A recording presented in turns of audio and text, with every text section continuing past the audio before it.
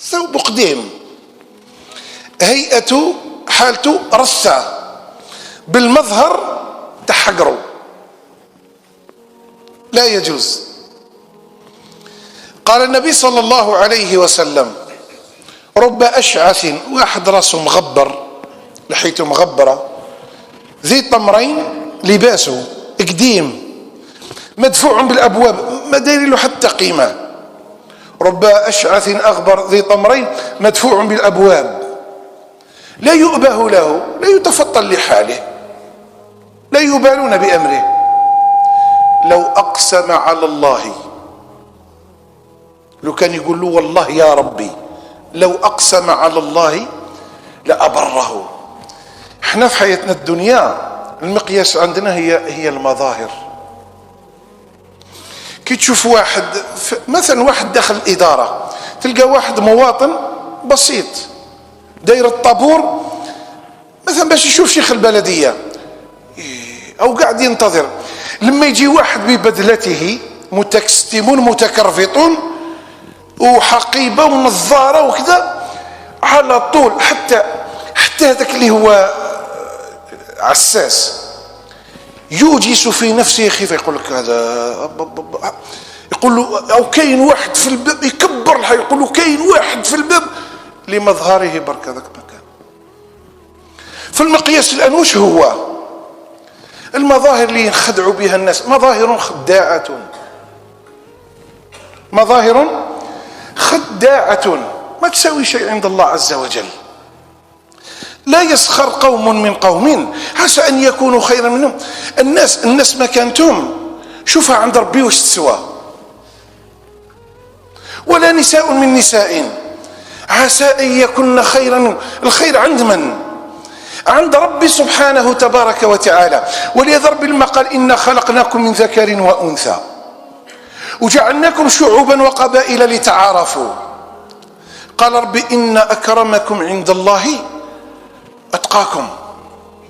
بحال يسكنوا العاصمة، ناس ساكنين العاصمة، كي يشوفوا واحد وفد من غير العاصمة يحقروه ويقولوا عليه كلام لا يليق وما يجوز شرعا. علاش؟ خاطر هما ولاد العاصمة بين قوسين، واللي ساكنين العواصم كوهران وقسنطينة شغل هذوك ناس هما إلا من رحم الله. عسى أن يكونوا خيرا منهم. هذاك الذي ازدريته احتقرته بالنظرة، ازدريته درته لتحت، هو أفضل عند الله بكثير. وزيد العاصمة، هذه العاصمة ما كاش واحد عنده عقد من باباه الجدو باللي نتاعو. العاصمة للناس الكل، والمدن الكبيرة هذه للناس الكل. وتلقى واحد ساكن في البادية تقي، وواحد اللي راه ساكن العاصمة فاجر فاسق نتن ما عنده حتى علاقة بدين رب العالمين. إن أكرمكم عند الله أتقاكم. ورا المشكلة أنا عندي مدرسة هنا فيها 50 طالب وكل من برا، ما كان حتى واحد من هذو اللي يقولوا عليهم ولاد العاصمة ولاد الجزائر، ما كان حتى واحد. و50 طالب كل واحد من راه جاي. وأكرمكم عند الله أتقاكم. وهذا ذوك يحفظوا القرآن، يولي خيركم من تعلم القرآن وعلمه. وين المشكلة؟ هذا هو المقياس. مستويات هابطة سافلة، مستويات في الأرض تتكركر في الأرض. بهذا تقيس الرجال، هذه المعادن. عسى أن يكونوا خيرا منهم. ولا نساء من نساء عسى أن يكون خيرا منهن. قال ولا تلمزوا أنفسكم. احكم لسانك، ما تلمزش لا بالعين ولا باللسان. لا تلمز، ما تقولش كلمة ولا تشير على واحد بعينك لصاحبك تغمز هذاك إشارة على فلان، احتقار. لا تلمزوا أنفسكم. ولا تنابزوا بالألقاب، بئس الاسم الفسوق بعد الإيمان. ومن لم يتب فأولئك هم الظالمون.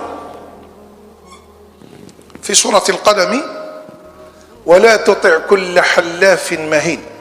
حلاف صيغة مبالغة، هذه حلاف الذي يكثر والله والله والله والله والله والله اشتريتها والله بعتها والله. لا تطع كل حلاف مهين، رخيص مهين الحقير. ولا تطع كل حلاف مهين هماز الذي يذكر عورات الناس وعيوب الناس، ونسى المشكلة فيه انه هو من راسه الكرعيه كله عورة، ولو كان الناس تتحدث عليه في المجالس ما يخلصش الحديث عليه. صرا له هذا صرا له كي الجمل.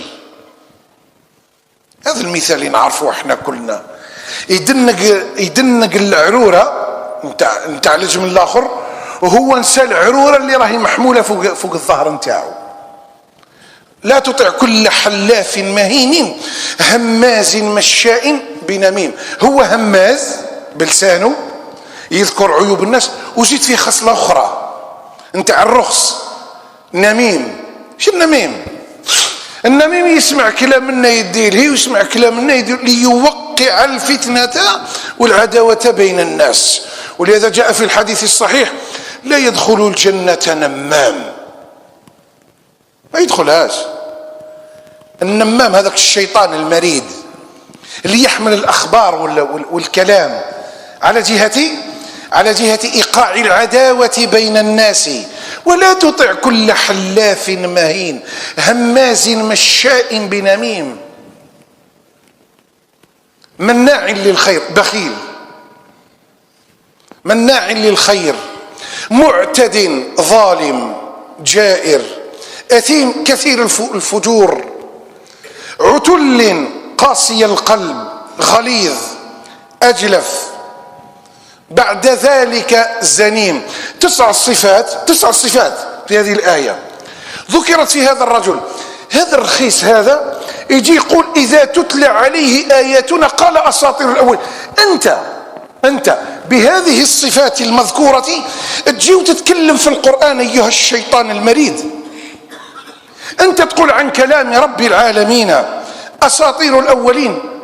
وهذا الوليد بن المغيرة رب العالمين بعد ما ذكر هذه الصفات قال: عتل بعد ذلك زنيم. تشبه أنت الزنيم يا وليد الزنا. أنت تجرأ فتتكلم في القرآن وتتكلم في رسول الله صلى الله عليه وسلم. قال له: ربي سنسمه على الخرطوم. ايش معنى سنسمه على الخرطوم؟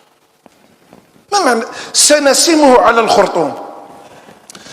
ربي شبه الأنف نتاع هذا اللي قال عن الهماز اللماز المشاء بالنميمة البخيل قاسي القلب الأجلف الغليظ. ابن الزنا هذا قال: ربي سنسمه على الخرطوم. ربي شبه الأنف نتاعو بخرطوم الفيل وخرطوم الخنزير، وقال سنسمه. ربي يدير له علامة على أنفه. على بالك العرب زمان تتكلم بالنيف. احنا في جهتنا وفي جهات كثيرة يقولوا هكذا، يقولوا شوف ما عندوش النيف. كي يحبوا يعبروا على راجل باللي مأصل يقولوا هذاك. حتى قال الشاعر: شم الأنوف من الطراز الأولي. يشيرون إلى الأنف باش يقولوا أنفة الرجل. قال له ربي هذا الذي قال هذا الهماز المشاء بالنميمة العتل هذا الزنيم سنسمه على الخرطوم. وشوف سبحان الله العظيم، شبه الله أنفه بخرطوم الفيل وخرطوم الخنزير.